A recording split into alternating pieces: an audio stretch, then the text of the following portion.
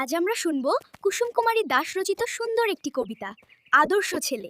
চলো, কবিতাটা যদি তোমার ভালো লাগে তাহলে পুরোটা মনোযোগ দিয়ে দেখো, আর আমার মতো ভালো মানুষ হতে চাইলে লাইক দাও। আমাদের দেশে হবে সেই ছেলে কবে, কথায় না বড় হয়ে কাজে বড় হবে। মুখে হাসি বুকে বল, তেজে ভরা মন, মানুষ হইতে হবে এই যার পণ।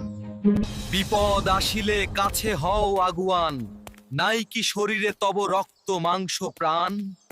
হাত পা সবারই আছে, মিছে কেন ভয়, চেতনা রয়েছে যার সে কি পড়ে রয়। সে ছেলেকে চায় বল কথায় কথায়, আসে যার চোখে জল মাথা ঘুরে যায়। সাদা প্রাণে হাসি মুখে কর এই পণ, মানুষ হইতে হবে মানুষ যখন।